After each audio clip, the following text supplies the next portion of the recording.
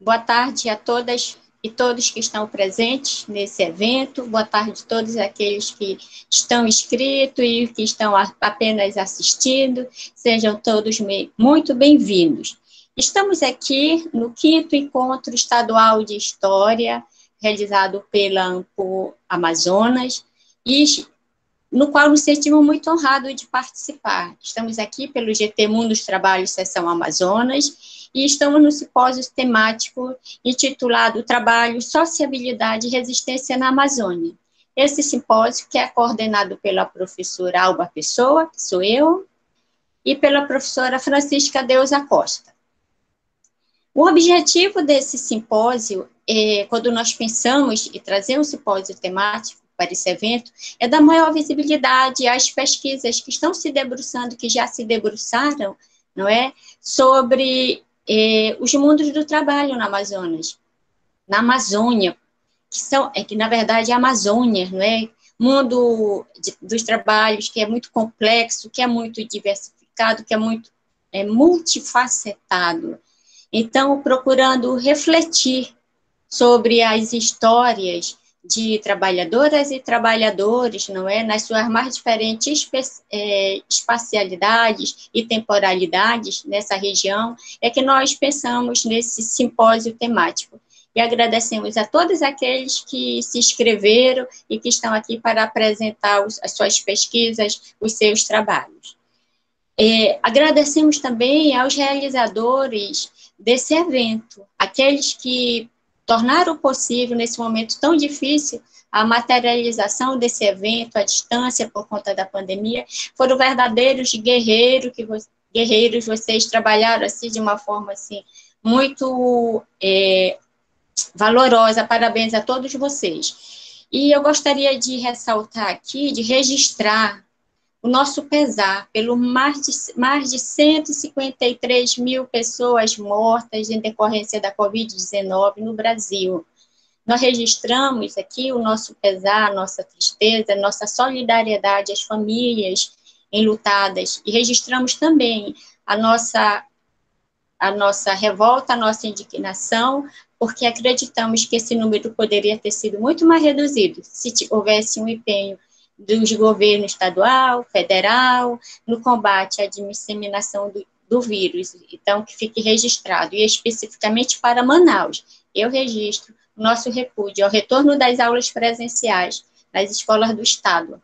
Em plena pandemia, onde se anunciava uma segunda onda, houve o retorno precipitado das aulas, e o resultado disso foi um número muito grande de professores infectados, alunos infectados, juntamente com as suas famílias, funcionários e demais parte da comunidade escolar. Então, fica aqui o nosso registro por esse retorno precipitado.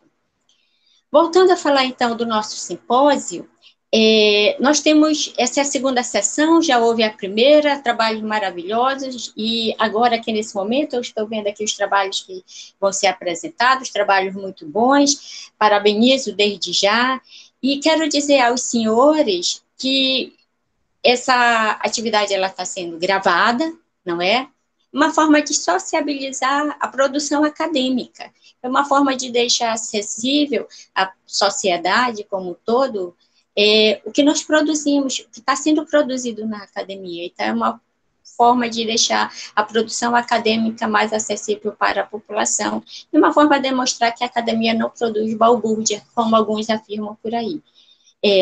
Enfim, então, o tempo de apresentação para cada participante será de até 15 minutos. Quando estiver faltando 3 minutos, a professora Francisca Deus, ou mesmo eu irei fazer um sinal para sinalizar que o tempo está se esgotando, e pedimos que o apresentador já faça suas conclusões, que é para não prejudicar o tempo de apresentação do próximo apresentador. Questionamentos, contribuições para ser feito pelo chat, e serão apresentados somente ao final de todas as apresentações, e nós teremos um tempo para o debate. A frequência também, que é muito importante, que vocês não deixem de assinar, ela vai estar no chat com 1 hora, eu acredito, já após o início, que já ocorreu agora, 1 hora, vai estar no chat para que os senhores possam assinar. Então, eu reitero a A alegria de poder estar aqui com os senhores, de ter um dos trabalhos da Extensão Amazonas, poder trazer esse simpósio temático, e passo a palavra agora para a professora Francisca Deusa, e, novamente, sejam todos bem-vindos. Professora Francisca Deusa, fique à vontade. Obrigada, Albinha. Boa tarde a todos e todas, bem-vindos. Muito obrigada por se inscreverem no ST e por estarem aqui participando como ouvintes também. Reiterando o pesar da professora Alba, pela situação que se vive no país e pela enorme perdas, né? Perdas no plural que temos tido até aqui. E a Ampu Amazonas também tomou a decisão de de realizar o evento, mesmo de forma remota, exatamente como um mecanismo de manter a luta pelo Estado Democrático de Direito, por todas as perdas que trabalhadores e trabalhadoras brasileiras temos tido nos últimos 5 anos, principalmente no processo de acirramento acelerado de perdas. Então, parabenizo, na pessoa do professor César Bulbos, presidente da AMPU, pela realização do evento. Agora, nessa segunda sessão, nós teremos a professora Mônica Medeiros, com as lutas em defesa dos lagos de Parintins, Avelino Pedro da Silva, falando de experiências e resistências de trabalhadores nos processos trabalhistas, a Paula Rosa e a Jéssica Costa, falando de conflitos pela posse de seringais e os mundos do trabalho no Rio Madeira, e a professora Maria José dos Santos, que nos brindará com a aplicação da Lei de Terras de 1850 na província do Amazonas. Como estamos numa versão diferenciada dos nossos eventos presenciais, eu solicito aos apresentadores a atenção ao tempo de exposição, porque a gente acaba se empolgando, né? Mas aí, como disse a professora Alba, nós, faltando 3 minutinhos, a gente coloca uma plaquinha para vocês saberem mais ou menos o tempo de conclusão. Perguntas pelo chat, nós agradecemos e serão respondidas ao final. Então, passo a palavra à professora Mônica Medeiros, primeira apresentadora dessa sessão. Boa tarde a todos e todas. Vocês estão me ouvindo? Está tudo tranquilo? Posso Sim, continuar? Professora. Tá ouvindo bem, professora. Ótimo. Audível. Ótimo. Bom, novamente, boa tarde. Então, estou muito feliz em participar do 5º Encontro da AMPU Amazonas e já assisti o primeiro bloco, as apresentações também foram muito interessantes. E, bom, como a professora Deusa falou, eu vou apresentar a minha pesquisa, que fala sobre as lutas em defesa dos lagos aqui em Parintins. Bom, o objetivo, né, principal da pesquisa era evidenciar essas lutas contra a pesca comercial aqui nessa região. Bom, eu usei como metodologia, né, a história oral, ou seja, as fontes orais, e também como fontes jornais, tanto de circulação aqui do município de Parintins, como também de circulação estadual, como o Jornal do Comércio. No Jornal do Comércio, eu procurei perceber o debate que estava havendo em relação às políticas públicas para os interiores, para o interior do Amazonas. E aí vai se tratar da pecuária, as políticas da pesca, da estruturação da pesca comercial. É preciso só enfatizar também o recorte cronológico da pesquisa, que são os anos 80 e 90, justamente quando está acontecendo essa estruturação da pesca comercial. Bom, esses conflitos, né, com os conflitos que começaram a ocorrer em relação à pesca comercial, a falta de peixe para as comunidades que se organizavam, né, ao redor de lagos aqui na bacia do Amazonas, os ribeirinhos, então os moradores das comunidades começaram a se organizar através de vigília dos lagos mesmo, de acordos de pesca e também na organização de entidades de defesa da natureza. Por exemplo, eu vou falar de uma aqui que se chama Granave, né, que é o Grupo Ambiental Natureza Viva. Bom, partindo também do pressuposto, por que é importante analisar um tema como esse, assim, na minha opinião? No sentido de democratizar a história mesmo, porque a gente sabe que a memória, ela está ligada à questão, é um embate, a memória está sempre em disputa, e ela está ligada à questão das desigualdades sociais. Existem os projetos hegemônicos que são aplicados aqui na Amazônia. No primeiro bloco a gente viu vários desses, né? Projeto Jari e a questão da colonização também no governo militar. Então, a gente vê os projetos hegemônicos e as memórias desses trabalhadores, a memória dessas lutas e dessas resistências são importantes no sentido de democratizar a história mesmo. Então, nesse sentido, foi também o meu interesse de estudo. Também entendendo que os trabalhadores rurais do interior do Amazonas, eles têm uma forte expressão cultural das águas, né? Como o Leno Barata fala na tese dele lá sobre a cidade flutuante em Manaus. Ele coloca essa questão da expressão cultural das águas, porque as águas, elas indicam também, são uma expressão do pertencimento dessas pessoas. O Leno fala assim, que excetuando as grandes capitais, né, Belém e Manaus, não são as cidades que possuem os rios, mas os rios que têm cidades aqui no interior do Amazonas.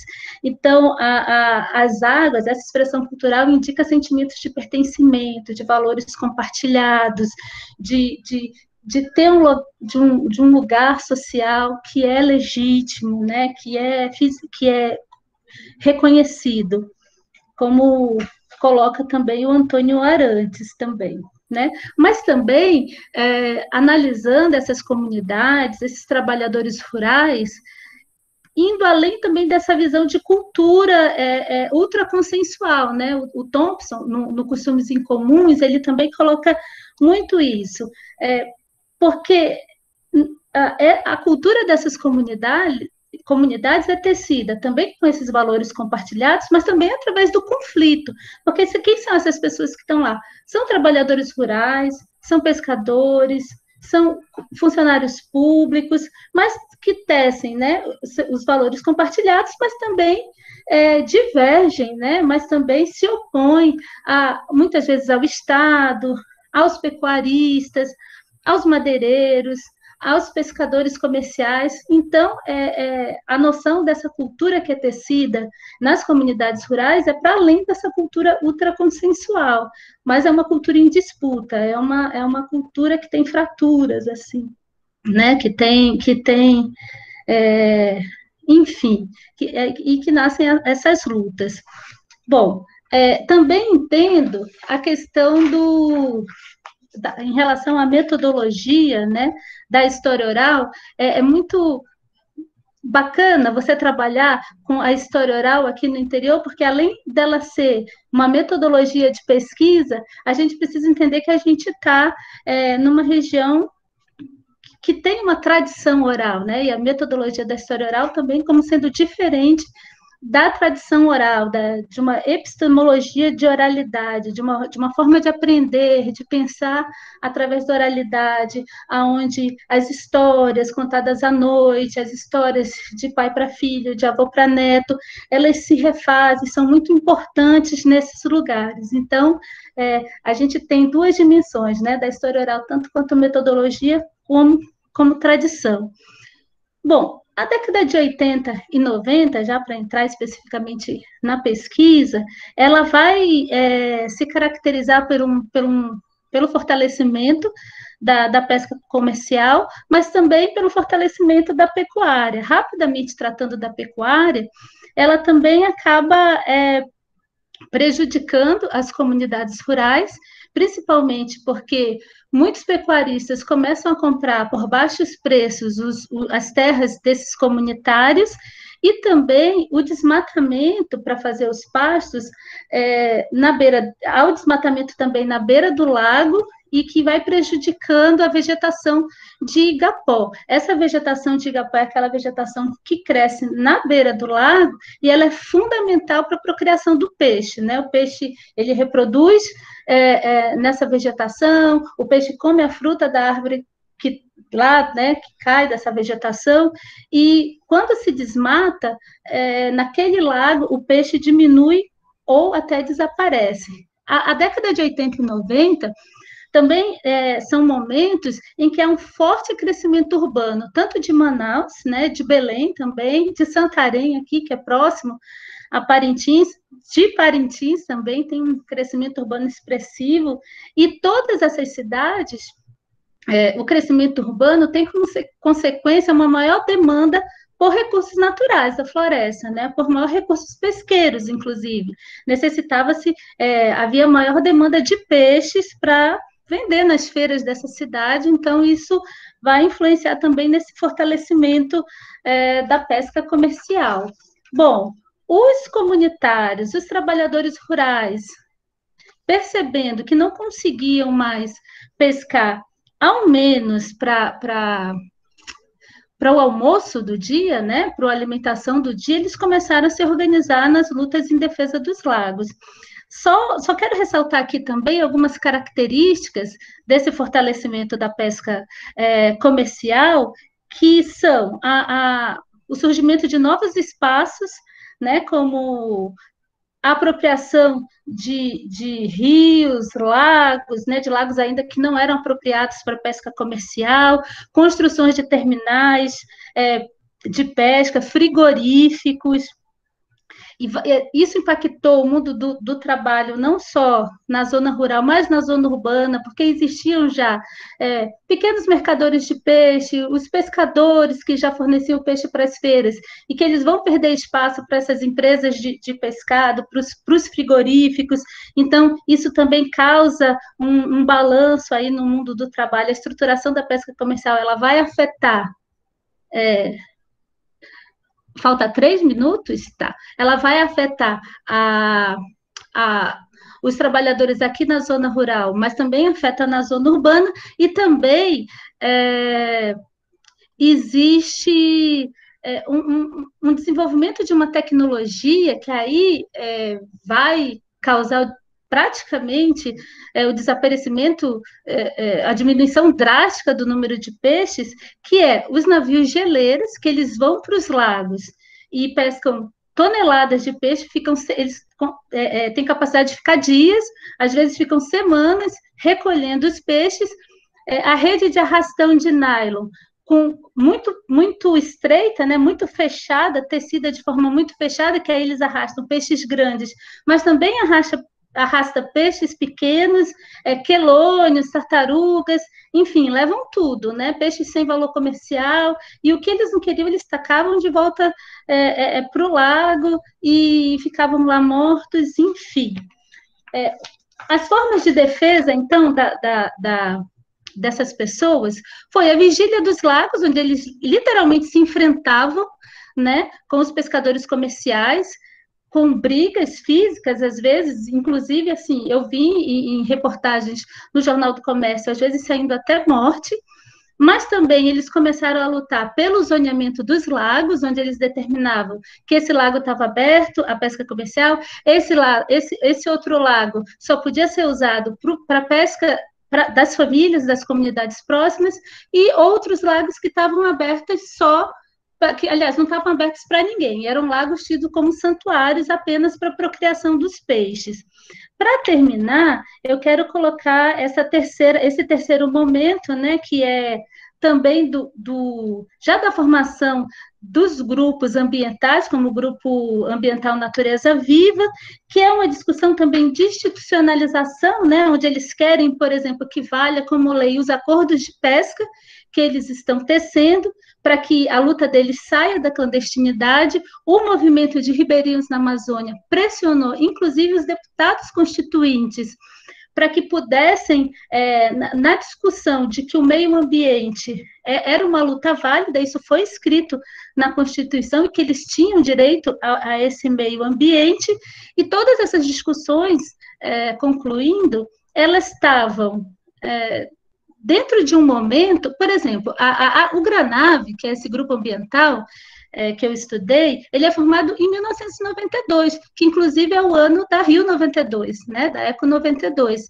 que coloca a questão do desenvolvimento sustentável. Os ribeirinhos, eles começaram, e isso é interessante, eles se apropriaram desse debate ecológico, eles se apropriaram dessas categorias. Então, eles colocavam, olha, é desenvolvimento sustentável? A gente também defende, mas o que é o desenvolvimento sustentável na nossa concepção?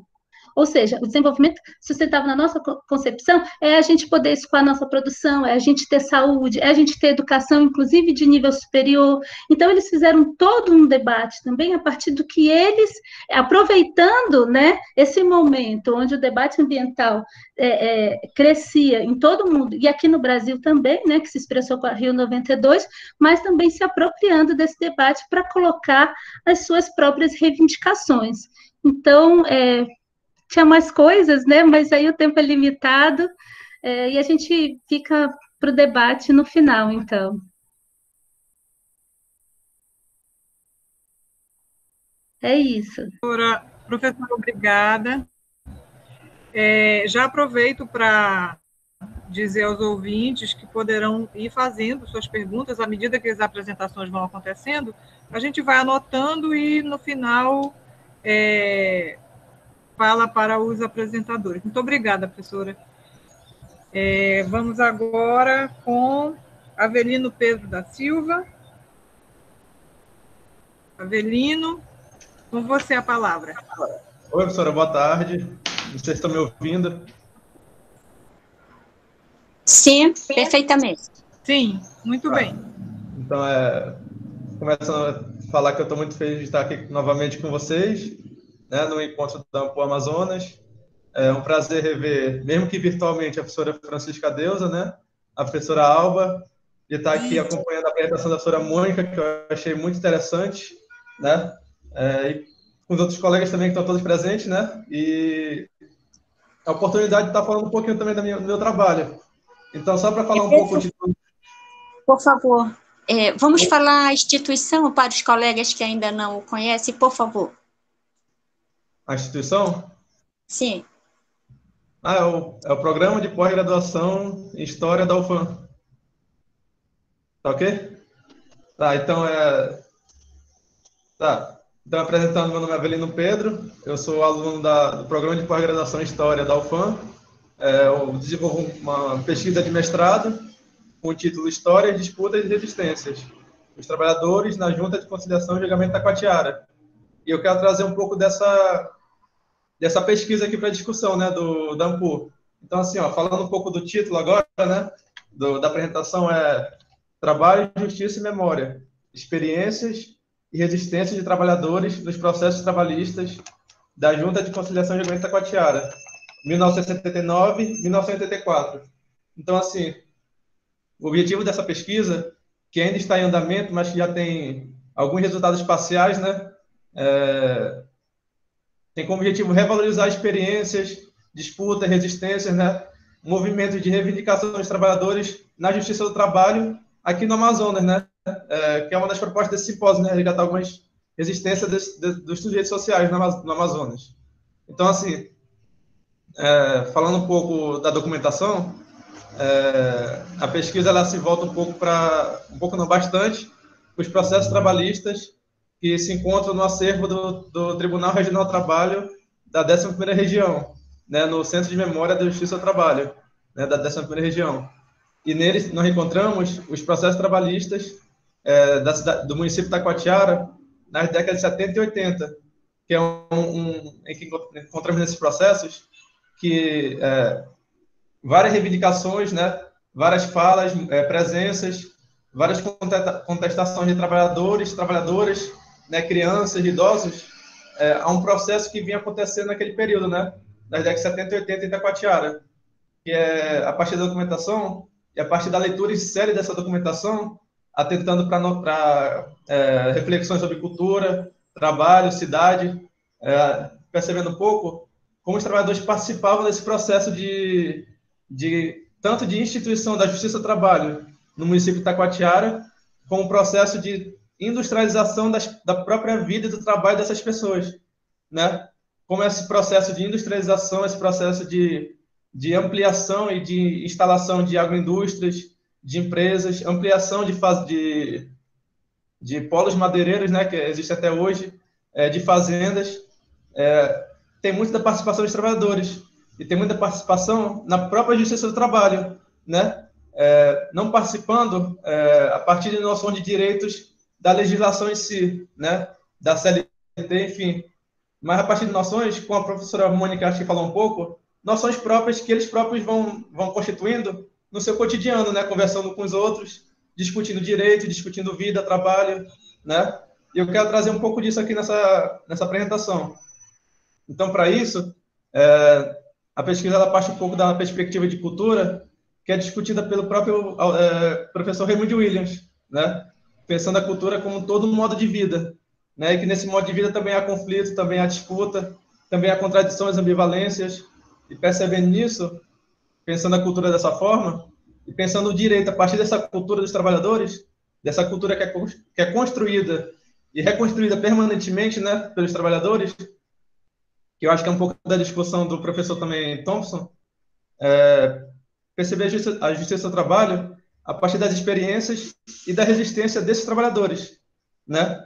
Realizando também, como a colega falou, acho que na outra sessão, uma leitura contrapela da documentação, né? Que é uma documentação do Estado, né? Uma documentação da Justiça do Trabalho, mas também tem muita participação dos trabalhadores, né? Trabalhadores e trabalhadoras, que estão ali reivindicando, né? Discutindo, participando e exercendo o que a gente chama de democracia um pouco, né? Em que a gente não pode esquecer que é um período de ditadura civil-militar, né? Um período de forte violência, né? De forte relações arbitrárias no trabalho, né? E que a gente percebe na documentação. Apesar de ser uma documentação muito administrativa, né? Uma documentação da Justiça do Trabalho que é feita em termos burocráticos de assinatura, de notação de nome, direitos reivindicados, né? Conciliação, julgamento, enfim, mas com essa leitura contrapelo, como assinala o Walter Benjamin, a gente pode perceber muito das contradições, das disputas, né, dos conflitos que há nesse processo, né? Então, assim, para trazer um pouco a documentação, eu queria ler um pouco aqui de um processo da trabalhadora Maria, né, registrada como servente, que compareceu à Junta de Conciliação do Ligamento Itacoatiara em agosto de 1980. Ela reclamou contra uma empresa de compensados o pagamento de aviso prévio, 13º salário, férias proporcionais, salário retido, horas extras, salário família, devolução e anotação de CTPS, né, carteira de trabalho, FGTS, e na quantia total de 2.639 cruzeiros. Ela foi admitida em 5 de agosto de 1980 e demitida 20 dias depois. E no termo de reclamação, apesar de uma escrita de um registro, digamos assim, racional da Justiça do Trabalho, o registro técnico que a Justiça do Trabalho ela tem como procedimento, a gente pode ver muito da resistência e da perspectiva de resistência da trabalhadora, né? Em que fica registrado assim a fala dela. Trabalhava com compensados, que no mesmo dia que iniciou o trabalho, entregou sua carteira de trabalho à firma para anotação e até sua saída não a recebeu, não tendo certeza se a mesma está anotada, né? Então a gente já percebe uma denúncia de retenção do documento da trabalhadora, né? Que ela apresentou a carteira de trabalho e não teve a devolução. Continuando, que o capataz mandou-lhe que fosse carregar madeira no sol quente. E esta, né, a trabalhadora, respondeu-lhe que não era esse o seu trabalho, e por esse motivo foi dispensada sem justa causa, mandando-a ir embora. Requer o pagamento dos dias de sábado e domingo, ou seja, do dia 23 e 24 de agosto, requer salário família que nunca recebeu, tendo 3 dependentes. Requer também pagamento de horas extras, porque trabalhava de 7 da manhã às 11 horas, e de meio-dia às 18, e até, às vezes, às 21 horas. E só recebia horas extras quando trabalhava de 18 a 21 horas, né?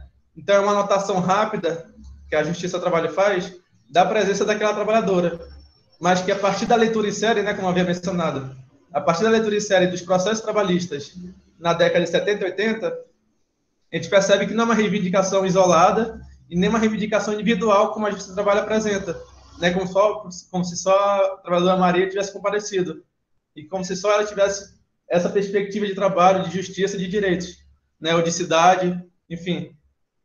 Mas a partir da leitura em série, a gente percebe, né, uma série de trabalhadores recusando determinados serviços, entendeu? Determinados trabalhos, né? Como a trabalhadora Maria recusou a carregar madeira no sol, outros se recusam a desembarcar castanha, né? A trabalhar no domingo, outros trabalhos. E após isso, após serem demitidos por recusar, eles comparecem à Justiça do Trabalho. Então, o que a gente pode perceber um pouco, e é um pouco também do que a pesquisa propõe, né, enquanto pesquisa de mestrado em História, perceber e compreender, refletir, né, discutir o porquê daqueles trabalhadores comparecerem a esse trabalho, né, podendo resistir de várias formas em diferentes locais naquela região, quais motivações para eles comparecerem à Junta de Conciliação de Itacoatiara, que é um local altamente conflitivo, né, com relações desiguais de poder, e que muitas vezes comparecem individualmente, né? Mas não que sejam reclamações individualizadas, né? São reclamações em conjunto, que são feitas com colegas, com amigos, com familiares, né? Com o próprio filho que trabalha com eles, são demitidos juntos.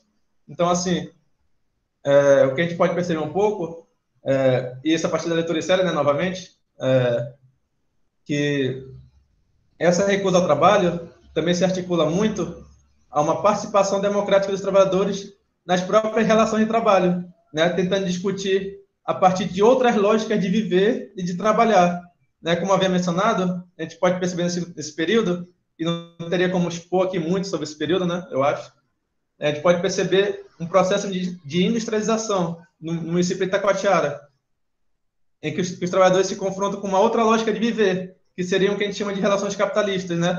E a partir dessas relações capitalistas, eles confrontam horário de trabalho, né, de entrada e saída do trabalho, dias determinados para trabalhar, né, admissão, demissão, em que muitas vezes a gente percebe na própria Justiça do Trabalho o trabalhador declarando que ele não sabe o que é pedir demissão, né, que ele foi demitido, mas que não sabe o que é isso. Então, não é que ele não saiba o que é isso, mas é que ele viveu a partir de outra lógica, né, que não seja a relação capitalista. E a gente pode perceber muito do conflito que existe naquele momento, na região de Itacoatiara. E continuando, só para finalizar esse processo aqui, a audiência ocorre no dia 2 de setembro de 1980, em que há uma conciliação entre as partes, na quantia de 1.480 cruzeiros. E após essa conciliação, são registrados requerimentos mínimos da trabalhadora, que são os seguintes: depósito da quantia conciliada em até 3 dias, o pagamento do valor líquido da reclamação em caso de não pagamento pela empresa, né, em caso de inadimplemento, a anotação na carteira na data solicitada, a data que ela solicitou no início, né, 5 de agosto. E pelo extravio do documento, né, da carteira de trabalho, a reclamada pagará o valor de 2.000 cruzeiros. Então, o que a gente pode perceber um pouco é uma tentativa e estratégia dos trabalhadores de controlar minimamente as relações, tanto as relações de trabalho, quanto as próprias relações judiciais, em que mesmo comparecendo individualmente, né, eles têm requerimentos mínimos que são conquistados. Tá bom, 3 minutos, professora, tá ok. São requerimentos mínimos que são conquistados a partir de movimento histórico de presença dos trabalhadores, né, da década de 70, de 80, e que se pode perceber antes mesmo da instalação da Justiça do Trabalho em Itacoatiara, né, quando era de jurisprudência a região do município da Junta de Parintins, né, que outra colega estava apresentando sobre Parintins, né? Então, assim, é uma série de reclamações, uma série de reivindicações que mostram muito o movimento histórico dos trabalhadores e a construção do exercício da democracia, né, que a gente está tentando discutir um pouco aqui nessa AMPUR, né, direitos sociais, democracia na Amazônia, e a gente não pode discutir isso sem a presença dos trabalhadores, inclusive sem atentar para a presença deles na justiça do trabalho, né? Não só em Manaus, mas em várias localidades do interior do Amazonas. Então, só rapidinho, se der o tempo, professora, só mais uma fala de outro trabalhador, que muitos processos são registrados pelo próprio escrivão, né? Mas em outros, os trabalhadores comparecem e apresentam os processos, a reclamação, né? Uma reclamação que não é verbal, ela é escrita. Em uma dessas, no ano de 84, o trabalhador Francisco, que era pintor, ele declarou o seguinte, só para finalizar, tá? Ó, ele declarou assim, de forma escrita: o trabalhador foi admitido no serviço da empresa, que é a empresa madeireira. Ele trabalhava de pintor na empresa madeireira. Foi admitido no serviço da empresa madeireira em 2 de setembro de 83, exercendo as funções de pintor, sendo a sua última remuneração de 479 cruzeiros, né? Em 1º de julho de 84, a empresa mudou o meu horário de trabalho, fazendo eu trabalhar todos os domingos e fazendo eu repousar nos sábados. Dia útil aqui na empresa, e nunca me pagou a minha taxa de insalubridade, o que tenho direito. Reclamei várias vezes e não fui atendido. Resolvi pedir para sair, rescindindo o meu contrato de trabalho, pois eu estava sendo prejudicado. Que nem a minha religião não poderia mais praticar. Não poderia assistir nem a Santa Missa. Então, só trazer um pouco isso para a gente pensar outras dimensões constitutivas do cotidiano daqueles trabalhadores, né? Em que eles não estão ali reivindicando a partir de sindicato, de partidos políticos, e nem mesmo com a presença de advogados, mas estão reivindicando o direito, né, de praticar a religiosidade deles, né? Eles estão resistindo a partir da sua própria religiosidade, né? Eu me perdi um pouco no que eu ia falar, mas acho que é mais ou menos isso. Tentando controlar minimamente a relação de trabalho, o dia que trabalha, como trabalha, né? Sem carregar a madeira no sol, mas que quer assistir a Santa Missa, né? Enfim, eu não sei mais o tempo, mas eu queria agradecer um pouco, tá? Professora Francisca Deusa, professora Alba e a todos os demais colegas. Pode concluir, Pedro, com calma, calma. Pode concluir. Pode concluir?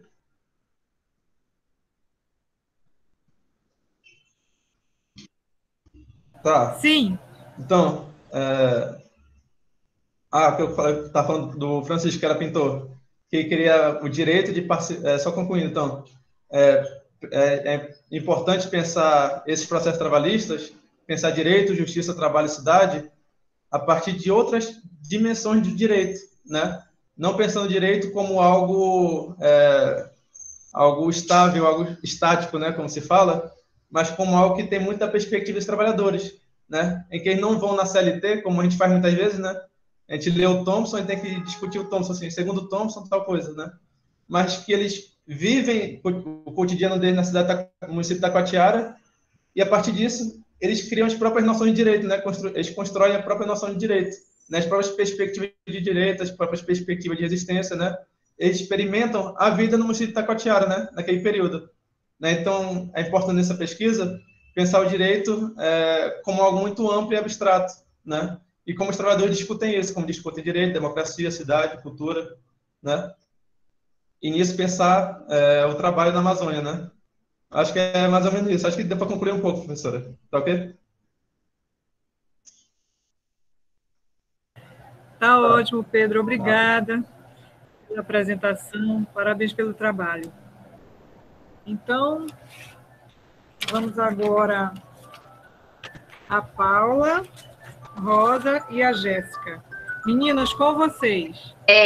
Muito obrigada. Aqui já começar agradecendo o aceite aí da Alba e da Francisca. É muito bom a gente estar aqui tanto tempo, né, que a gente não pode se encontrar mais. Agradecer a organização do evento também, né, por estarmos unidos aqui nesse momento que é tão difícil, mas continuar estabelecendo esses contatos, como a Alba falou no início, é uma forma de resistência, né, perante tantos ataques que a ciência e a gente sofre enquanto sociedade. Dizer que, infelizmente, a Paula não pôde comparecer, porque a Paula passou por uma cirurgia oftalmológica, então, apesar de a gente escrever o artigo juntos, né, mas só eu vou apresentar hoje, por causa disso, né, porque, infelizmente, ela teve que passar por uma cirurgia. Eu queria fazer uma apresentação, aí se eu posso colocar aqui, porque como... Não sei se dá para tirar porque eu não estou conseguindo colocar aqui agora. Não está aparecendo, porque como a Ampu está apresentando, eu não consigo apresentar. Vamos já acionar a Alessandra. Ela já saiu. Só um segundo que eu vou colocar a apresentação. E aí eu já falo aqui.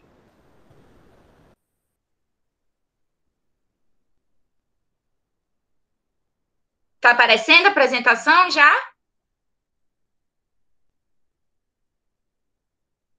Acho que está carregando. Tá certo. Então, enquanto carrega, eu vou começar, né?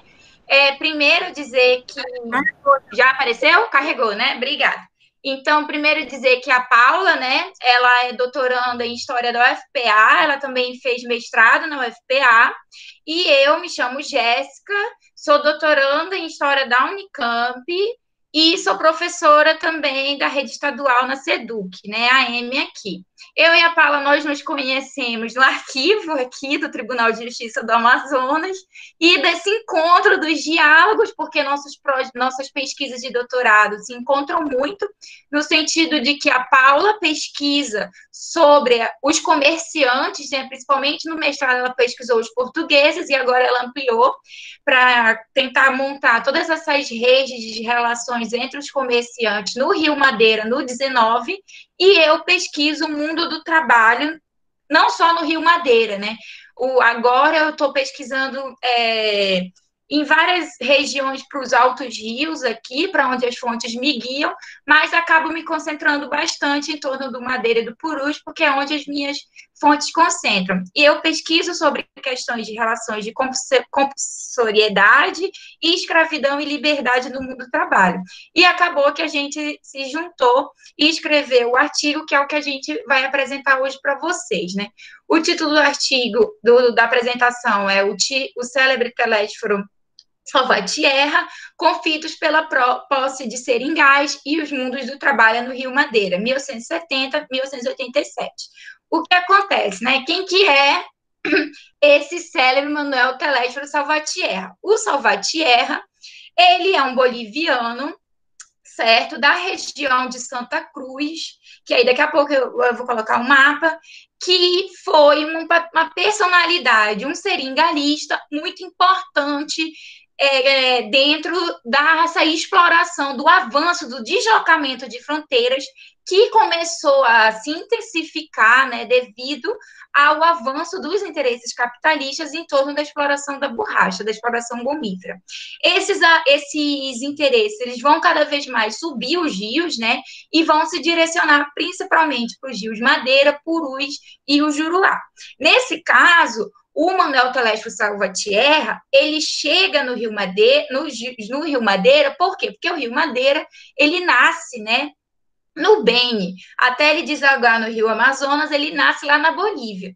E justamente isso vai fazer com que, desde a verdade do século XVIII, o Rio Madeira ele já fosse uma rota de comércio muito importante, que ligava tanto a Bolívia com o que acontecia, né, aqui no Amazonas e com o Pará, mas ligava também o Mato Grosso e umas outras regiões que estão nas proximidades. Então, sempre foi uma rota muito movimentada e vivenciada por outras nacionalidades que não só brasileiros, né? É uma região também onde vai ter uma grande presença de portugueses, então o Rio Madeira ele vai ser esse centro, assim, desse avanço, né, da produção gomífera. E o Manuel Teléforo Salvatierra, ele desponta por quê? Porque ele consegue, a partir dos anos 70, né, ele sai da cidade dele, da Santa Cruz de Sierra, Santa Cruz de la Sierra, e desce para a região do Beni, onde eles já produziam um tipo de borracha, mas que não era o mesmo produzido aqui no Rio Madeira, né, já no Brasil. Aí, por volta dos anos 70, para a década de 70, ele migra direto para o Rio Madeira, e na migração ele já traz com ele diversos indígenas bolivianos, que na segunda parte da apresentação eu vou falar mais como é que esses indígenas são trazidos, né? Quando ele desce para a região do Madeira, então, uma das primeiras formas de ele se colocar perante a sociedade ali, né, que se estava também em transformação, foi arranjar um casamento, né? Ele casa com a filha do Manuel Dias, que era um português que já tinha muitas propriedades no lugar, na região, né? E quando através desse casamento, ele começa a acessar muitas outras territórios, muitas outras estradas de seringa, né? E começa também a ter mais acesso, principalmente às rotas de produção e comércio. Através dessas relações que ele vai ampliando, ele também passa por muitos conflitos, né? Justamente esse título que a gente tirou foi justamente de um jornal, né? Eu nem falei isso, gente, desculpa, mas as fontes que a gente usa para reconstruir a trajetória dele são os jornais do Amazonas do Pará e fontes que a Paula encontrou em Manicoré, principalmente um processo judicial, que foi o último grande conflito do Telésforo Salvatierra, de 1887, e essas fontes ajudam a gente, então, a reconstruir como que ele vai avançando, né? E esse avanço do Telésforo, ele se dá por meio de muitos conflitos. Esses conflitos são principalmente em torno da borracha, né? Dos anos 70, do controle da exploração da borracha, mas também são conflitos pelo controle da mão de obra, né? E aí eu vou já esmiuçar quem é essa mão de obra, né? Quem são esses indivíduos que estão sendo alvo dessas práticas, são principalmente práticas coercitivas. Mas voltando para o Telésforo, ele, então, estabelece negócios não só com bolivianos, né, mas ele estabelece negócios com portugueses, já que o próprio sogro dele era um português. Ele também tem negócios com brasileiros. Ele tem uma relação muito próxima, porque ele tem vários fregueses, né, que trabalham para ele, que ele traz da Bolívia já para trabalhar para ele, mas ele também são fregueses que são, por exemplo, subdelegados de polícia, né?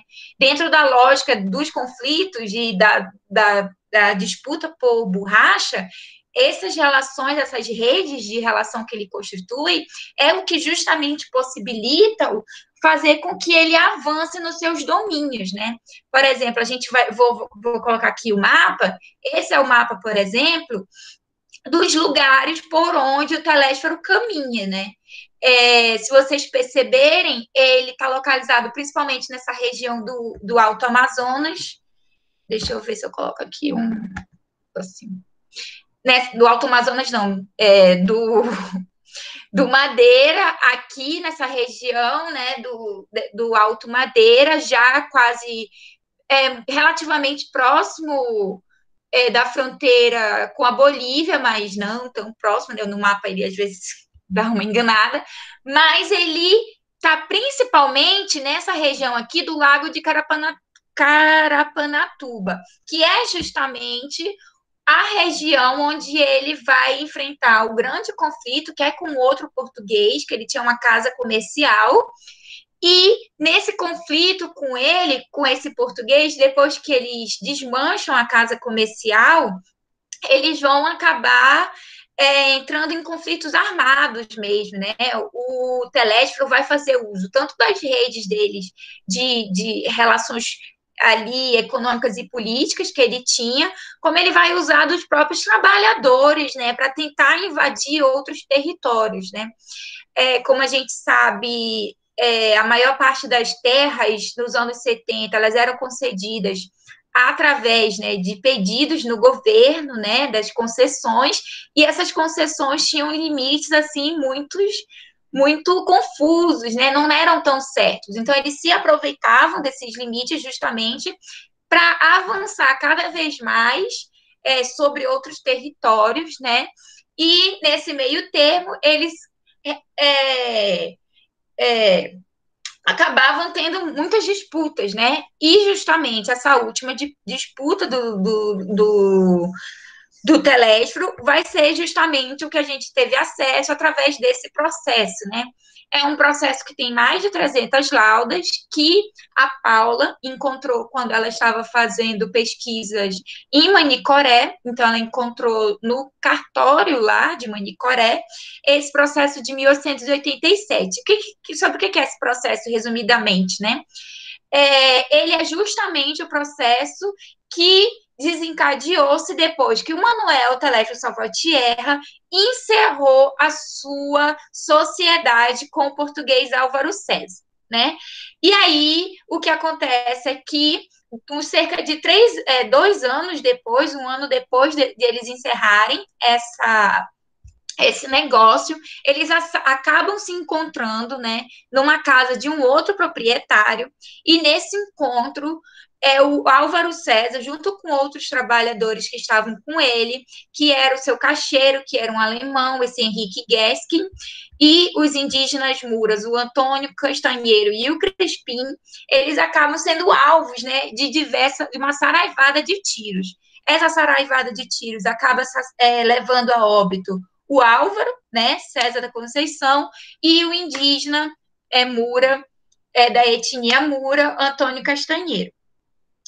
A partir disso, cria-se todo um processo, né, em torno, principalmente, de prender o Manuel Telésforo Salvatierra, mas, como eu disse, o Manuel, ao longo desses 15 anos, né, desde 70 até mais de quase 20 anos, da sua presença no Rio Madeira, ele vai acumular não só muitos recursos, né? Ele vai enriquecer bastante do que ele chegou nos anos 70 aqui no Madeira, como ele vai acumular muitas relações para além, assim, só da sua nacionalidade, ali do seu ciclo social, né? Justamente essas relações dele é que vão possibilitar, por exemplo, com que ele fuja da cadeia, né? O próprio processo menciona isso, que a porta da cadeia foi aberta, e o Manuel Telésforo Salvatierra consegue fugir, e nessa fuga ele retorna para o Beni, né? Onde ele vai acabar falecendo lá. Então, a partir principalmente desse processo e dessas relações aqui que o Telésforo construiu nesses 20 anos que ele permaneceu dentro, nessas regiões do Rio, expandindo seus negócios, né? O Telésforo também tinha negócios com uma casa comercial do Pará, afinal de contas, a borracha ela era exportada, né, através do Porto Paraense, então ter negócios lá era muito importante, e era essa casa paraense que depois vai até começar a vender, né, depois que o Telésforo falece, vai começar a repassar, a vender as propriedades do Telésforo. Mas por que a gente trouxe essa trajetória do Telésforo? Por quê? Porque através da trajetória do Telésforo, a gente conseguiu acessar uma gama, né, múltipla, uma diversidade de agentes, de trabalhadores presentes no mundo do trabalho do Rio Madeira, e que a gente pode, assim, até ampliar para outros espaços também dos sertões amazônicos, né? Quem são esses trabalhadores, né? Só através desse processo, onde nós temos 22 testemunhas, nós podemos encontrar indígenas, né, da etnia Mura, como nós mencionamos, o Manuel Castanheiro e o Crispim. Encontramos também trabalhadores de outras nacionalidades, como o caixeiro alemão, mas tinha também esqueci a profissão dele, mas ele era um madeireiro, não madeireiro, mas ele construía casa. Ai, meu Deus, esqueci. O Carpina, tinha um Carpina espanhol também, que trabalhava enquanto trabalhador assalariado, né? Tinha outros trabalhadores que eram bolivianos, e tínhamos vários indígenas bolivianos, né? Esses indígenas bolivianos, principalmente, a gente vai esmiuçando como a maior parte deles eram trazidos como remeiros, né? Eles eram contratados na Bolívia, nessa região do Beni, e eles subiam, desciam no caso, né? Porque eles vinham em direção ao Brasil como remeiros, né? E eles vinham assim, 30 remeiros, 50 remeiros, e muitos, em grandes quantidades. Só que eles não eram contratados, esse contrato parece que é contrato assalariado, né?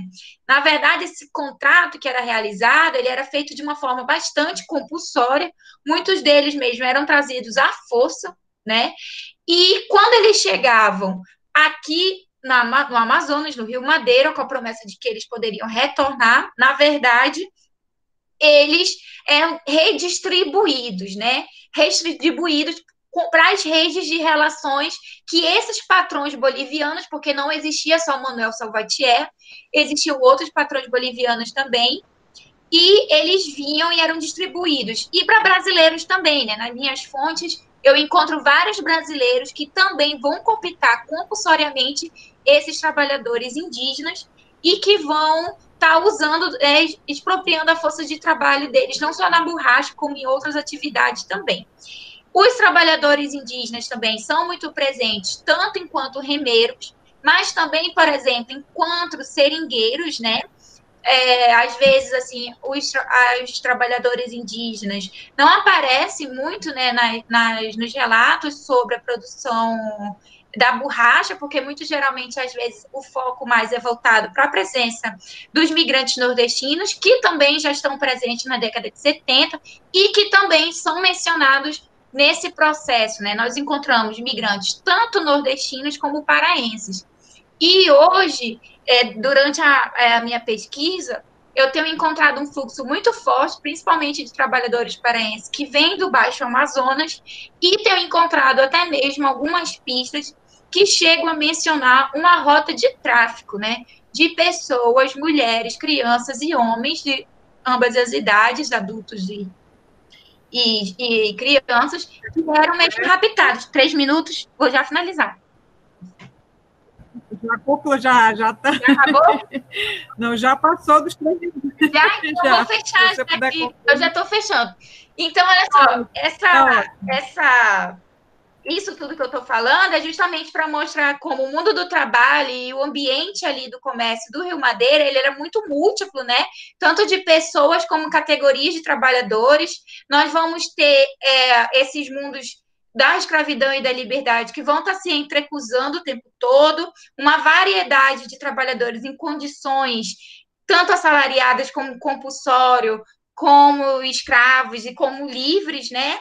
Que vão estar vivenciando e construindo esses mundos de trabalho. É isso. Obrigada.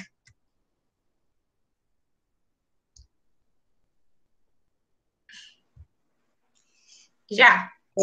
Já? Jéssica, obrigada pelo seu trabalho. Professora Alba, tem questões, professora? Sim, eu tenho diversas questões para fazer. Eu gostaria de, inicialmente, parabenizar os trabalhos. Gente, trabalhos riquíssimos. O trabalho de vocês, assim, isso daqui deveria render, me parece que vai haver a possibilidade, não é, de sair um livro, algo digital assim, eu não lembro mais o nome que está agora, mas vamos ver, me parece que o César estava pensando nessa possibilidade. Vamos ver se consegue... professor, foi lançado sexta-feira. Eu não entendi, como? São os anais do evento. Serão lançados na sexta-feira. Certo. Uhum. Então, vejam bem, porque esses são trabalhos muito ricos, possibilidade de pesquisa, abrindo os caminhos, isso reforça a proposta do nosso simpósio, não é, professora Deusa? De que precisa dar visibilidade maior às nossas pesquisas, precisa ter maior visibilidade, elas precisam ser mais divulgadas, porque não se pode pensar uma história social do trabalho desconsiderando ou deixando assim um pouco à margem a história dos trabalhadores na Amazônia, que eles não é um grupo homogêneo, ao contrário, não é? E essa pesquisa mostra o quão ele é diversificado, o quão é complexo esse mundo do trabalho. Então, nós temos que desviar o foco de análise, não é? O olhar de sair um pouco de determinadas áreas da região do Brasil e voltar para as pesquisas na Amazônia, sim, porque é um todo e não uma parte somente. E aqui tem as singularidades que só a região possibilita mesmo, e esses trabalhos que vocês estão apresentando, que eu acho assim, o que é mais significativo ainda, é produzido por pessoas que moram na região, que vivem a região, conhecem a região, vivenciam essa região, ou seja, é o lugar de fala, não é? É o lugar de fala. E eu acho isso daqui, e eu penso que isso é muito importante, então eu parabenizo a todos. O trabalho de vocês são muito ricos, esses trabalhos, e eles precisam ser realmente divulgados. Então, vocês, como eu falei com a sessão anterior, nós temos que nos encontrar novamente e trazer esses debates para refletirmos melhor sobre isso. Coisa que nem sempre o tempo permite, não é? Então, veja bem, eu tenho uma questão para a professora Mônica Xavier de Medeiros. Eu vou fazer as questões em bloco, vocês anotem e depois cada um vai respondendo, tudo bem? Para eu não interromper depois de um a um, tá certo? Então, veja bem, para a professora Mônica de Medeiros, eu pergunto para ela o seguinte: professora, foi possível você identificar a participação feminina nos movimentos de luta pelas águas? Se havia essa participação, o que cabia à mulher? Por que eu pergunto isso? Porque em alguns movimentos reivindicatórios, algumas vezes há um papel específico para a mulher, entende? Digamos, nas terras, se há uma reintegração de posse, alguns grupos colocavam, as mulheres iam à frente com as crianças para tentar intimidar uma ação mais violenta. Então, eu estou só citando o exemplo. E na luta pelos lagos, não é? Pelas águas, qual era a participação da mulher e o que cabia às mulheres desse lugar? Essa é uma das questões. A outra, eu pergunto, essa luta pelas águas gerou um sentimento de pertencimento àquele lugar que tem matas, que tem lagos, que tem igarapés, enfim. Essa luta pelas águas gerou um sentimento de pertencimento ou o inverso? Foi o sentimento de pertencimento àquele lugar, a vivência nas águas, não é? Nos lagos, nos igarapés e nas matas, que levou ao desejo de luta e de não perder o acesso àquelas águas. Essa questão, então, é para a professora Mônica Medeiros. Para Avelino Pedro, poxa, que trabalho magnífico, não é? Avelino, eu tenho uma seguinte questão para você. Aliás, são várias. Quem recorria mais à justiça para garantias de direitos? Quem recorria, que você fala dos processos trabalhistas, da junta de conciliação, não é, de Taquatiara? E eu pergunto, quem é que recorria mais à justiça para garantir esses direitos? Era o homem ou era a mulher?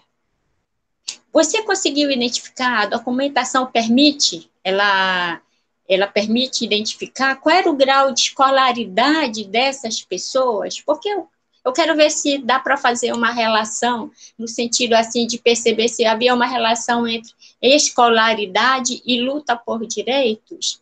Seriam aqueles mais esclarecidos, que têm um determinado grau de escolarização, que conseguem, que vão buscar seus direitos numa instituição, não é?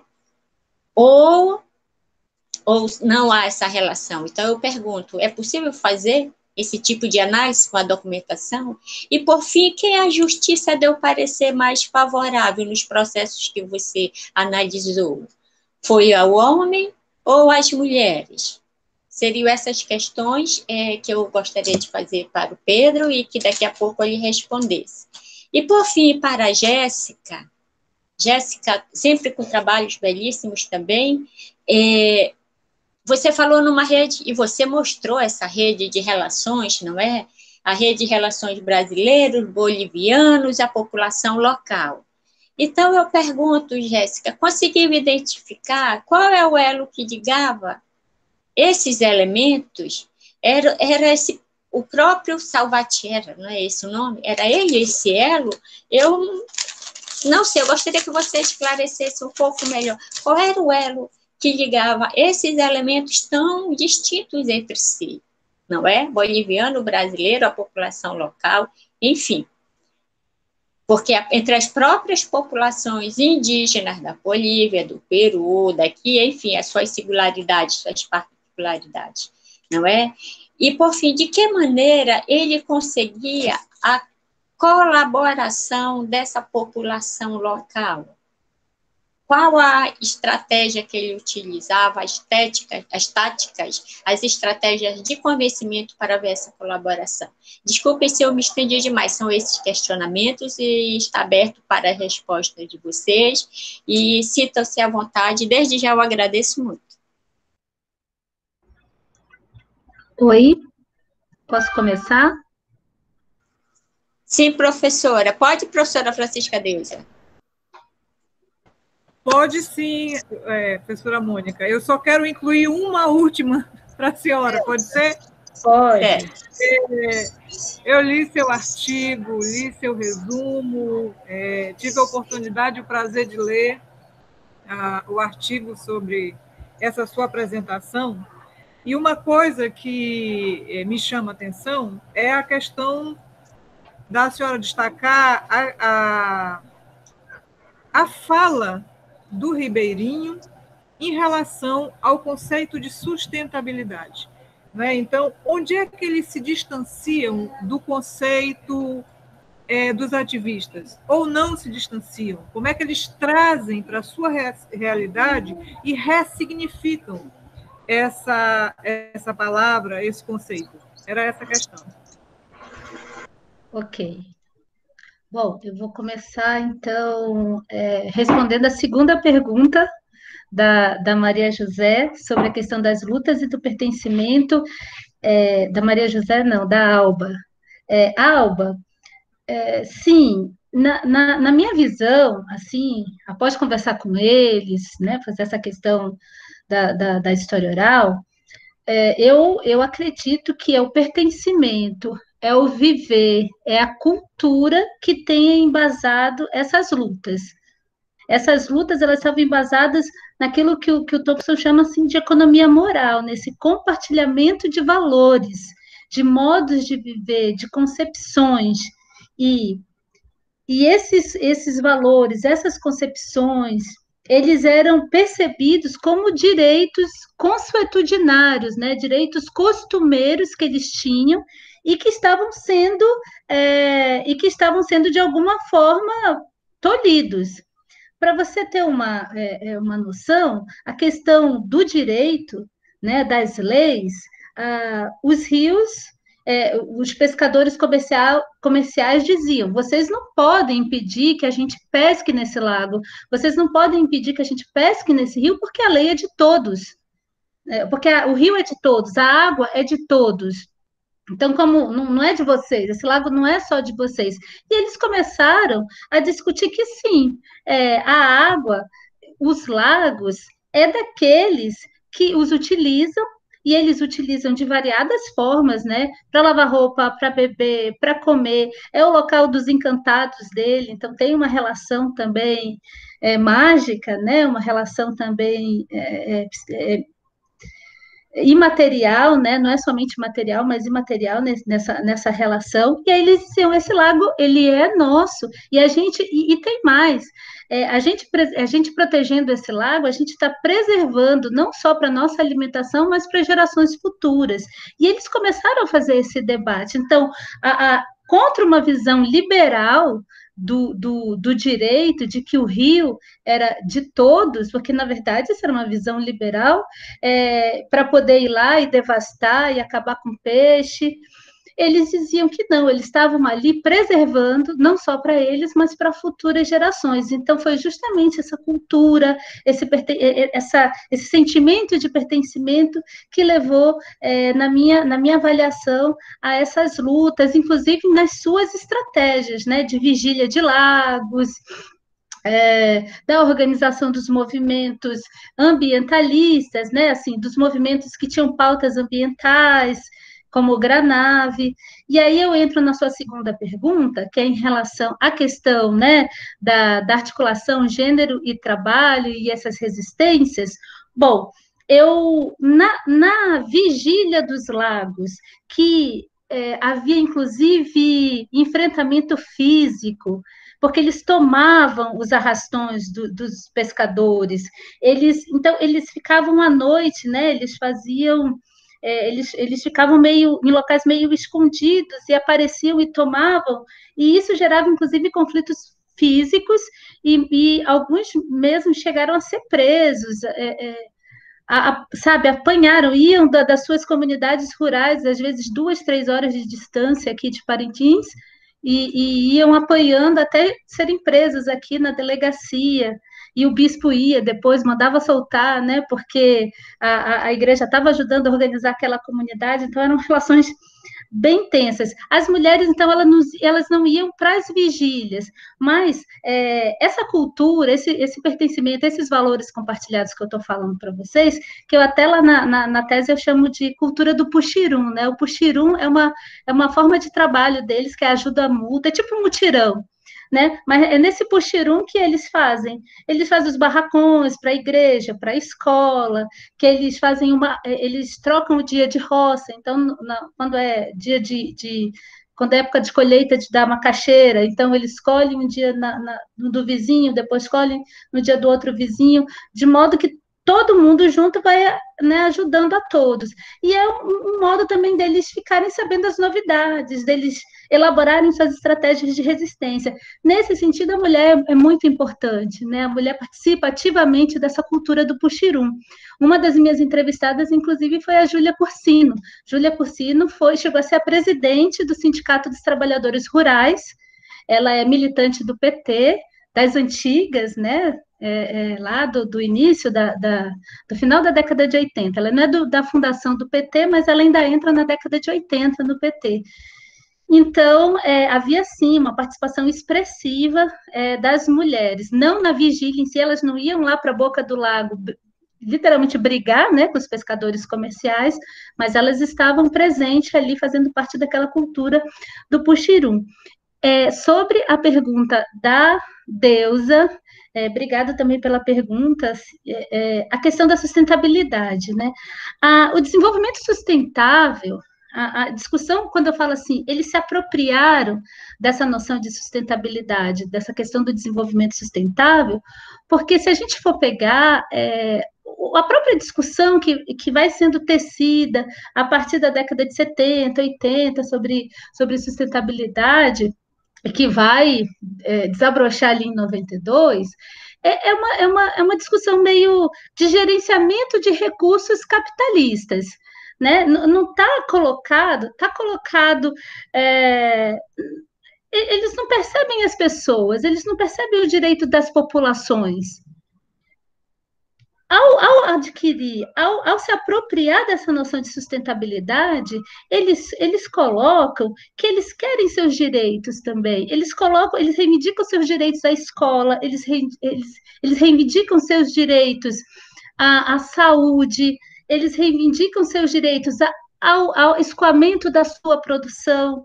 Então, eles falam, olha, a questão da sustentabilidade não está só nos países centrais gerenciar os recursos dos países periféricos, né? Essa discussão não basta, porque entra naquela questão do carbono, entra naquela questão do aquecimento, isso tudo é importante, mas eles estão colocando na localidade. O que eles acham? A gente quer preservar as gerações futuras, a gente quer preservar para as gerações futuras. O que isso significa? Isso significa que não pode devastar, não pode a madeireira chegar cortando tudo, que aqui não pode o arrastão pegar os peixes grandes e pequenos, porque senão, né, se você pega os peixes pequenos, o peixe vai se acabando.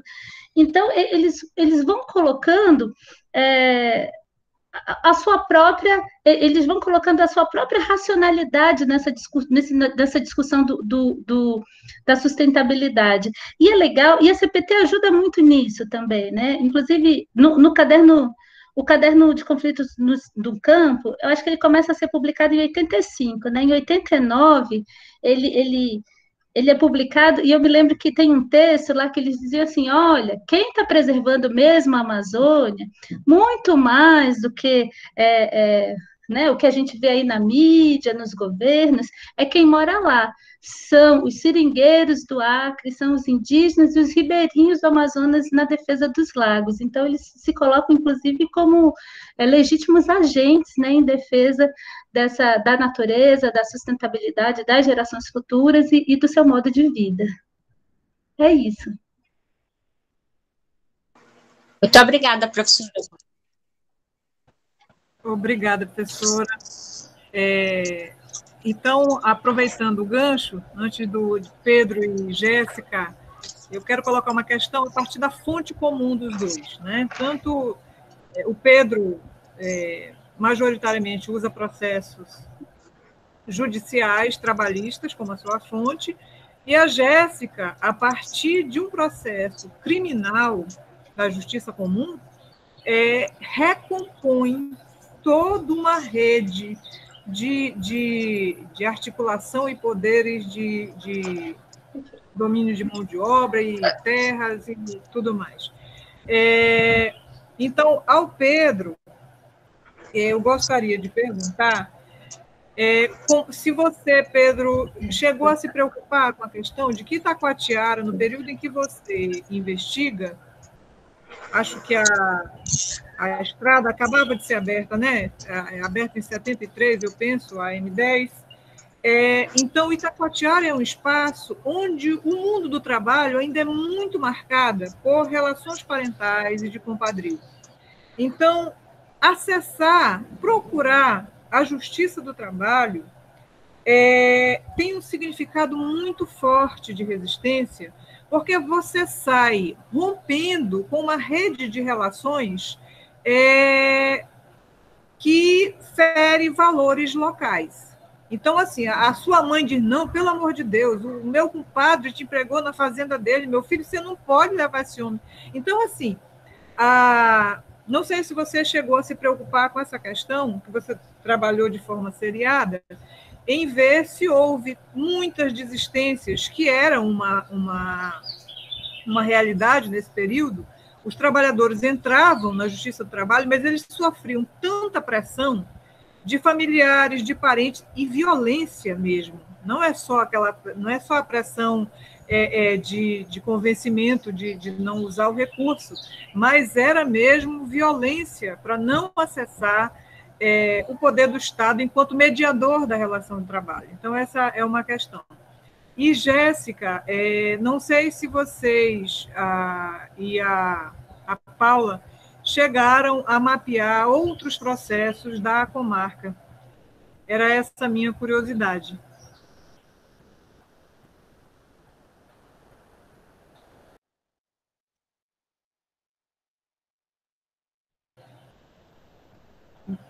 Quem começa? Pedro ou Jéssica? Posso começar, então, pela ordem de apresentação, né, eu acho? Tudo bem. Tá?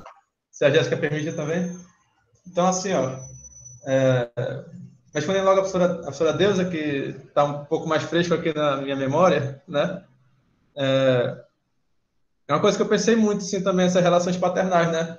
Inclusive, relações no trabalho rural, né? Que, como é leitura em série, né? A gente percebe muito isso, os trabalhadores rurais comparecendo à justiça do trabalho, né? E o que a gente percebe muito, acho que para além dessas relações patronais, são relações próprias de escravidão dos trabalhadores, né? Que muitos dizem que trabalharam anos, né? 2 anos para um dono de fazenda, trabalhavam com a família, né? Com a companheira, com os filhos, né? Todos trabalhavam lá na fazenda, recebiam de salário uma cambada, não sei, recebiam jaraqui, né? Recebiam farinha, e era isso que eles tinham, né? A moradia que era da fazenda, a alimentação que era o jaraqui, mas que eles mesmo assim vão ali na justiça, não para apenas denunciar o que aconteceu, mas para discutir aquela relação trabalhista, né? Discutir aquela relação que, apesar de ser paternal, né? Enquanto uma relação de trabalho, a partir de noções próprias de direito, né? perspectivas próprias de resistência, não chegar ali gritando, né, brigando, sei lá, pedindo de qualquer forma direitos, né? Mas discutir democraticamente, né? Negociar, né? Participar, né? Reivindicar aqueles direitos, né? Na Justiça do Trabalho, enquanto uma instituição, né? Como você falou, professora, é mediadora, né? Intermediadora das relações trabalhistas, né? E às vezes eu também penso um pouco pela leitura da documentação que a própria Justiça do Trabalho, né? A Junta Taquatiara, ela favorece essa participação dos trabalhadores, né? Ela meio que chama os trabalhadores para o campo dela, né? Diz assim, venham vocês todos, né? Discutir aqui a partir da minha técnica racional da legislação, né? E os trabalhadores comparecem àquele espaço da justiça, mas não para discutir tecnicamente os direitos, né? Mas para discutir a partir do cotidiano deles, né? A partir do que eles experimentarem enquanto trabalho, enquanto relação de trabalho, enquanto relação de escravidão, né? Enfim, eu acho que é mais ou menos isso, professora Deusa. Eu acho que eu anotei mais ou menos isso também que você perguntou. Se for mais coisa para perguntar que eu não respondi. Tudo bem. As questões da Alba você já incluiu? Não, vou incluir ainda. É que eu respondi primeiro a você porque está mais fresco um pouco, né? Tudo bem, satisfeito. Pode seguir. Tá. Professora Alba, eu achei muito interessante sobre o grau de escolaridade, né, dos trabalhadores, e ajuda muito a pensar isso a própria leitura em série, né, da documentação, de forma quantitativa e qualitativa, né, observando a complexidade daqueles processos. Então, assim, o que a gente percebe não os trabalhadores, enquanto, como você mencionou, esclarecidos, né, como se eles soubessem os artigos da CLT, como discutir questões de trabalho, né, a partir de questões técnicas, né, mas que eles sabem discutir o que eles experimentam enquanto trabalham, né, como o trabalhador discutiu o dia que ele quer trabalhar para praticar religiosidade, né, e o que a gente percebe muito é um expressivo comparecimento de trabalhadores rurais analfabetos, né, sem acesso a condições mínimas de escolaridade. E a gente entende isso a partir da digital, né? Aqui no processo trabalhista tem a digital do trabalhador como assinatura, né? O que expressa o grau de escolaridade dos trabalhadores, né? Ou seja, que não há esse acesso de escolaridade. Certo. Então, são processos individuais, mas que são parte de um movimento coletivo e organizado dos trabalhadores, né? Com pouquíssimos acessos à escolaridade e que muitos apresentam verbalmente a reclamação, né? As reclamações não são sequer escritas pelos trabalhadores. Eles comparecem e verbalizam os direitos, né? Discutem os direitos, né? E é escrito pelo escrivão dos processos trabalhistas, né? Tá ok? Então, inclusive, é muito difícil perceber sindicatos, muito difícil encontrar sindicatos nesses processos trabalhistas, né? Sindicatos, partidos políticos, ou até mesmo advogados, né? São reivindicações autônomas, né? Que expressam muito da vontade, dos valores dos trabalhadores, né? Tem muito da autonomia deles nessa organização. E outra pergunta que é muito interessante é quem recorria mais, né? A justiça para reivindicar direitos, se eram homens ou mulheres. Que é algo muito interessante para pensar na pesquisa também, né? Na leitura da documentação, que são relações de gênero, né? Relações entre homens e mulheres.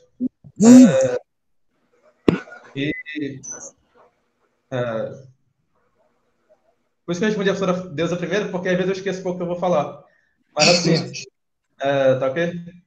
No ano de 1977, que foi uma pesquisa que eu fiz lá no PIBIC ainda, né? Quando eu iniciei a pesquisa no Centro de Memória, em que eu via diariamente a professora Deusa lá enquanto eu fazia a pesquisa, eu fiz um levantamento dos trabalhadores e trabalhadoras que compareceram, né? Um levantamento quantitativo, né? Então, no ano de 1977, isso eu tenho um pouco de lembrança, 56% dos processos eram abertos por trabalhadores homens e 44% por trabalhadoras mulheres, né? Só que a gente precisa refletir a complexidade desses números, né? Não os números enquanto números, porque eles escondem muitas dimensões daqueles conflitos. Porque, por exemplo, há muitas práticas que são próprias das mulheres, como acompanhar trabalhadores menores de idade, né? Que a gente encontra muito trabalhadores menores de idade. E para que esses trabalhadores menores de idade compareçam e abram reclamações, eles precisam do responsável, né? Responsável legal, representante legal, não, responsável legal mesmo. E a maioria desses responsáveis são suas mães, entende? Então, se a gente for ver só os números de quem comparece, são homens e mulheres, a gente esquece muito isso. Ou então, mães de trabalhadoras ou de trabalhadores que comparecem após a decisão judicial, né? Para informar o que aconteceu com o filho dela, né? Que compareceu ao médico e o patrão não pagou nenhuma assistência, entende? Então, tem muitas práticas que são próprias das mulheres, para além do número, né? Se são mais homens ou mulheres, mas mostrar que mesmo que elas não compareçam, ou que elas compareçam mais que os homens, que elas fazem parte desse movimento histórico de resistência na justiça do trabalho em Itacoatiara, né? Que esse movimento histórico de participação, negociação, de discussão dos direitos, não só em Itacoatiara, mas em vários locais do Brasil, tem a participação de homens e mulheres, e crianças, e idosos, né? É um movimento histórico da classe trabalhadora, né? Pensar a classe trabalhadora enquanto algo complexo, né? E não homogêneo, né? Foi isso que foi dito. Com perspectivas múltiplas, né? Com participações múltiplas. E a última pergunta deixa eu ver, quem a justiça deu parecer mais favorável, a homens ou mulheres, né? Então, como havia dito, é uma junta de conciliação e julgamento. Então, a proposta, o objetivo dessa junta é conciliar, né? Ela não quer julgar aqueles processos trabalhistas, né? O trabalhador comparece para reivindicar uma série de direitos, né? Só que ela não está ali muito para julgar, ela está ali para conciliar e dizer: você é trabalhador, você é empregado, você é empregador, e vocês têm que conciliar essa relação para que todos saiam favoráveis, né? A conciliação, não é que tem até hoje no TRT, a conciliação beneficia a todos, ou algo assim, entendeu? Então, ela não está ali muito para julgar se é homens ou mulheres, mas algo que pode ser lido, refletido, discutido na documentação, né? Mas eu acho que é importante também perceber que a justiça está ali, a justiça de Itacoatiara, para conciliar aquelas relações, né? O trabalhador comparece ali falando que trabalhou por anos para o fazendeiro, e a justiça vai falar: então vamos conciliar isso, vamos conciliar esses anos de fome, esses anos de escravidão em uma quantia, em uma questão monetária. Vamos racionalizar esse processo, essa reivindicação, entende? Então, há homens e há mulheres, mas a justiça está aí para conciliar essas relações. Eu acho que mais ou menos isso. E eu não respondi direito, né, a pergunta, porque eu também não sei, professora, se ela dá mais ganho favorável a homens ou a mulheres. Mas acho que é algo muito complexo a se pensar e que é possível pela documentação. Ok? Ô Pedro, a intenção é justamente essa daí, é você pensar possibilidades de análise. Quando eu perguntei quem recorria mais, se era o homem ou a mulher, não é apenas pelo resultado da estatística, entende? É justamente compreender e tentar, a partir disso daí, analisar por que seria o homem ou por que a mulher recorre, e quais circunstâncias é que a mulher recorre mais, como é recebida essa reivindicação dela, não é? E da mesma forma, quem a justiça deu parecer mais favorável para o homem e a mulher, é a partir daí levantar reflexões. Mas você respondeu tudo que eu gostaria de ouvir, agradeço muito, viu? Igualmente, professora. Obrigado. Uhum. Jéssica, nos ouve? Ok, não ouço. É porque eu estava escrevendo para responder o Paulo. Desculpa, Paula, demora.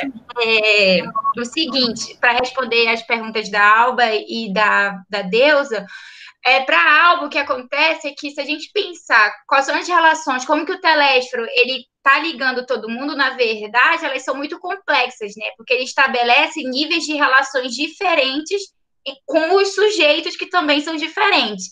Então, por exemplo, as relações mais voltadas de cunho econômico, que ele estabelece com casas de comércio, com outros patrões também, com outros seringaristas, elas têm essa relação econômica muito forte, né, de fazer a circulação do produto. Já as relações que ele tem, por exemplo, com outros bolivianos, por exemplo, bolivianos que estão a serviço dele enquanto fregueses, porque ele tem também relações diferentes com os bolivianos, né? Quando são esses bolivianos que vêm com ele para servir enquanto trabalhadores até assalariados, porque algum desses fregueses também recebiam alguns salários deles, né? Elas são relações que estão compreendendo não só as questões econômicas também, mas interesse dos próprios trabalhadores que vinham da Bolívia, já pensando que posteriormente eles também poderiam estar conseguindo estradas de borracha para eles mesmos explorarem. Então, a gente tem essas relações que a gente poderia colocar mais nesse âmbito econômico, tem as outras relações de trabalho, que, por exemplo, com os bolivianos indígenas que ele traz, que são principalmente da etnia mojos, que são os predominantes, as etnia predominante do Beni, mas também tem outras duas que nesse momento eu não me recordo, mas elas já são relações de trabalho compulsório, né? Como eu falei, eles não vêm, assim, eles vêm porque inicialmente eles vão ser só os remeiros das canoas, mas quando eles chegavam aqui, eles eram redistribuídos para outras estradas, para outros patrões, muitas vezes patrões brasileiros, né, que se aproveitavam, de certa forma, do desconhecimento dos trabalhadores da localidade para tentar manter esses trabalhadores presos. Obviamente, muitos deles fugiam, né? A gente encontra várias notícias de fuga desses trabalhadores, e eu, particularmente, na minha pesquisa, encontro muitos deles que fogem, que tentam voltar para a Bolívia, principalmente. E aí, com os trabalhadores já do Pará e os trabalhadores vindos do Ceará, a gente percebe que é mesmo aquela relação mais voltada com a questão do aviamento, né? Os trabalhadores vêm já com uma dívida, tem a questão da dívida, tem a questão do consumo, mas que é uma coisa que no artigo em si a gente não adentrou tanto assim, né? Porque o nosso objetivo do artigo era reconstruir a trajetória do Telesfo e, através do Telesfo, as redes que são voltadas para redes econômicas, mas também redes de trabalho, né? Mas a gente pontua essas questões lá. Então, aí isso acho que responde também um pouco da tua pergunta, da segunda, né? De como que, por exemplo, quais os interesses dos trabalhadores indígenas, que são da região mesmo, que, por exemplo, os muras que trabalhavam com os portugueses. Nesse processo em si, a gente não consegue adentrar, não há essa explicação, né? Mas outras fontes conseguem me mostram, pelo menos que no meu trabalho, que existem vários níveis de relações aí embutidas, né? Alguns desses indígenas, por exemplo, estabelecem relações de proteção com alguns desses patrões, porque ficar a serviço deles era se livrar do alistamento, por exemplo, para o Exército, para a Guarda Nacional. Outros também estão ligados através do sistema do aviamento, outros porque têm interesses na questão de troca de produtos, e outros são presos mesmo, né? Eu encontro fontes onde os trabalhadores, eles são mantidos presos, muitos deles são mantidos a ferro, né? Durante alguns meses, até eles aceitarem o trabalho. Quando eles não aceitavam, muitos desses patrões, como também eram subdelegados de polícia, eles mandavam esses indivíduos para Manaus como forma de castigo, né? Porque a questão do deslocamento é muito forte. E, para responder a Deusa, a gente, como eu falei, a gente cruzou nossos trabalhos. Então, a gente, além desse processo que ela encontrou lá no Tribunal de Justiça, lá em Manicoré, nós também utilizamos outros processos que nos ajudaram também a reconstruir as relações do Telesforo, porque, como eu falei, ele estava metido em 1 milhão de conflitos, né? Ele brigava, assim, com todo mundo no Rio Madeira por causa de disputa de estradas de seringa e do controle das rotas de comércio.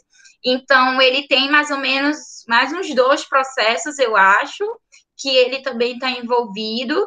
Um processo é justamente de ofensas físicas, que aconteceu durante um desses conflitos, e um outro processo é justamente envolvendo essas questões de terra. E tem vários anúncios também, assim, várias publicações sobre ele nos jornais, como eu falei. Então, a gente cruzou todas essas fontes, né, para tentar remontar. No caso, como eu respondi para o Paulo, a gente submeteu, o artigo está no prelo para ser submetido, né?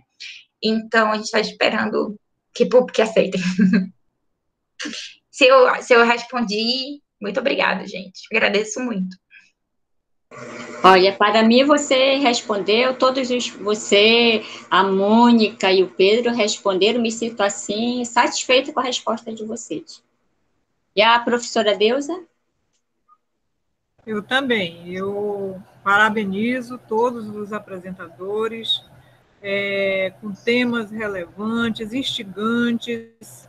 Essa questão que a professora Mônica aborda aconteceu em vários espaços do Amazonas, aconteceu a Guerra do Peixe no Manaquiri, no Jonauacá, também teve conflito em Manacapuru, então a gente vai vendo, né, quanto isso vai revelando das ações dos mundos do trabalho na Amazônia. E eu gostaria só de registrar a atuação de 2 grupos do Poder Judiciário, que é o Memojutra, um grupo de servidores e juízes que atuam em defesa da preservação do processo judicial, trabalhista, cada um no seu tribunal, convencendo magistrados a não eliminar, porque em momentos como esse é que a gente vê o quanto essa fonte para a temática dos mundos do trabalho é relevantíssima.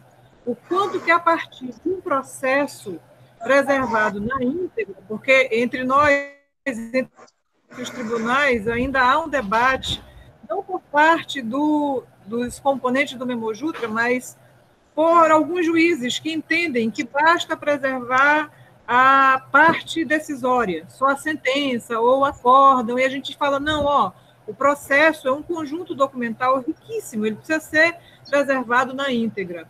E também um outro grupo, que é o Memojus, ligado ao Proname, na Justiça, no mesmo sentido, que só vem ampliando essas ações em favor da preservação dos processos judiciais trabalhistas. E só finalizar a minha fala agradecendo a todos vocês e aos ouvintes que aqui estão, e pedir, após a fala de encerramento da professora Alba, para a gente ligar nossas câmeras, para os apresentadores ligarem suas câmeras, para a gente fazer um print, como memória desse encontro, não é? Num momento de pandemia que nos colocou nessa solução de encontro remoto. Professora, passo a palavra para a professora finalizar. Certo. Eu quero novamente reiterar os agradecimentos a todos que possibilitaram a realização desse evento, aos colegas da AMPU e ao GT, não é? Enquanto o GT Mundo do Trabalho, que nós estamos aqui participando com esse simpósio, eu agradeço a vocês que se inscreveram, trabalhos riquíssimos, porque, na verdade, são vocês que enriquecem o GT, as pesquisas de vocês que dão o sentido da existência desse grupo de pesquisa, do GT. Então, assim, vocês futuramente estarão junto conosco, que nós temos o canal no YouTube, nós desenvolvemos uma atividade que são sérias, não é? Com vídeos gravados de apresentações, a professora Mônica já apresentou um trabalho belíssimo. Nós tivemos historiadores dos rios, quando estivermos revisitando historiadores do Rio, a Jéssica certamente estará presente, viu, Jéssica? Porque essa sua apresentação maravilhosa, ela vai estar lá. Quando nós formos falar sobre fontes documentais, justiça do trabalho, o Pedro vai estar. Ou seja, todas as apresentações que eu percebi agora, nós ouvimos agora, eu percebo assim, o quanto as pesquisas de vocês vão enriquecer as nossas atividades do canal e vamos levar isso daí para divulgar, dar visibilidade a essas pesquisas. Então, agradeço vocês profundamente, parabenizo, não teve tempo, mas no outro momento vocês vão me responder, eu queria que vocês me dissessem assim, qual foi aquele momento que você diz, não tem fonte para responder essa minha problematização, e aí você percebe que a fonte estava lá faz tempo, e olhar que ainda não tinha amadurecido, para dizer, mas ela está aqui, faz tanto tempo me acenando, eu não percebo, não é? Mas nós vamos fazer uma discussão sobre fonte, viu? Então, gente, agradeço profundamente a vocês, e muito obrigado, porque vocês fizeram assim o simpósio ser muito rico. Obrigada. Nós vamos tirar uma foto, não vamos, Deusa? Obrigada a vocês. Os apresentadores, liguem suas câmeras, por favor. Mas Alessandra, só uma questão. Agora... Você quer falar ou só dar alguma coisa? Não. Sim. Oi? Alguém mais quer falar? Alguma fala final? É só agradecer, porque eu gostei muito do debate no GT, foram temas interessantíssimos, que pegaram vários estados e trouxe à tona esse debate, né, do mundo do trabalho aqui no Amazonas, em suas múltiplas articulações, gênero, a questão da temporalidade também. Eu acho que só enriquece, né? Foi um debate muito produtivo e, realmente, nesse momento, está sendo uma vitória, né? A realização desse evento, por conta de tudo isso que vocês falaram, que a Jéssica pontuou também, né? No momento onde a academia, os pesquisadores estão tão atacados, é uma forma de resistência mesmo, né? Um evento como esse. Então, vocês estão de parabéns, viu? Deusa, Alba, obrigada aí por propor o GT, pelos aceites. Foram muito bons os trabalhos apresentados. Nós que agradecemos. Se ninguém mais for falar, vamos então fazer o registro? Então vamos, a Alessandra está com você agora. Então eu vou tirar o print agora, certo? Certo.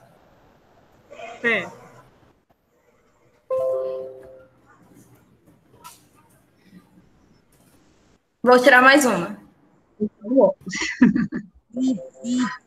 Certo. Foi.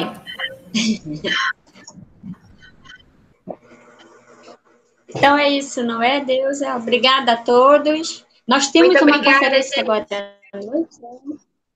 É só mais uma questão, vocês não esqueçam de assinar a frequência. Tá? E nós temos uma conferência, não é? À noite. A programação continua. Agora, o professor Dr. Demian Bezerra de Mello, da Federal Fluminense, Reflexões sobre a historiografia do fascismo no século XXI, vai ser transmitida ao vivo pelo Facebook da AMPU-AM. Convido a todos a participarem, prestigiarem esse momento, como disse a professora, é de luta, é de resistência. Isso. Boa noite a todos. Tchau, gente. Nos vemos daqui a pouco. Tchau. Tchau, tchau. Até mais. Boa noite, até mais.